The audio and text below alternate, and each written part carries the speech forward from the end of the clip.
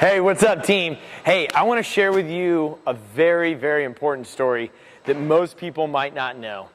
That Shakira was my first celebrity crush. She was my homegirl, she was my girlfriend, and when we were thinking about this video today, I was like, you know what, that reminds me of my homegirl Shakira because the hips, they don't lie. And that's what we're going to talk about today.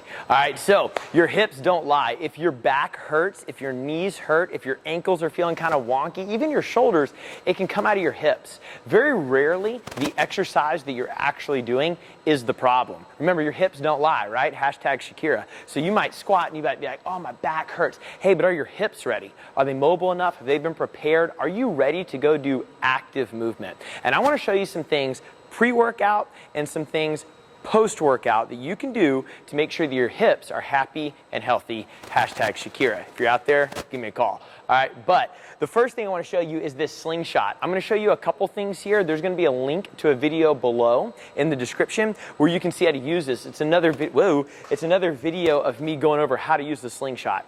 I want you to use this before every squatting, running, jumping, hinging workout that you could do. And this is at every single one of our clubs. It's super simple.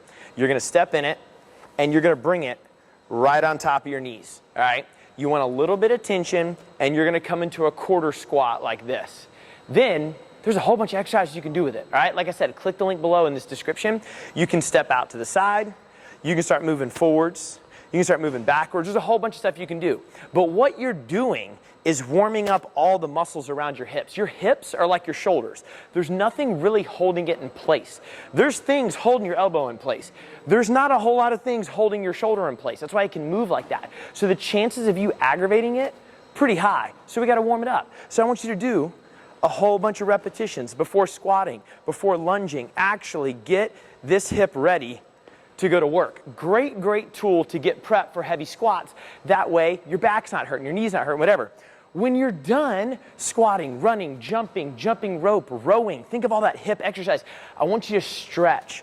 And I want you to try to use one of these bands. You'll see us throw this out a lot in classes, but I want you to take that over in the days that we're not using it in classes. Take your band, put it around the arch of one of your feet. This would look like a lot like a yoga strap, for example, but you're gonna lay on your back, take a leg, bring it straight up, and just sit here. And here's what I want you to do. I want you to get to about 60% effort. If you're pulling so hard that your knee's bending, you're not doing it right. Keep it straight, about 60% effort. Spend some time pulling out to the side and let it just sit there. Stretch your inner thigh. Spend some time pulling over this way. Really stretch your hip a whole bunch. I promise you, look, I am not a scientist, I am not a doctor, but I'll tell you this. If you squat and don't stretch and go sit in your car, you will feel terrible. So if you use this, pre-workout, pre-squatting, jumping, running, hip stuff, you know, my back hurts, my knees are bugging me, use this. And then after the workout, 2 to 3 minutes, going through each stretch, spend 6 minutes total on that band. Those hips don't lie, and they'll help you out.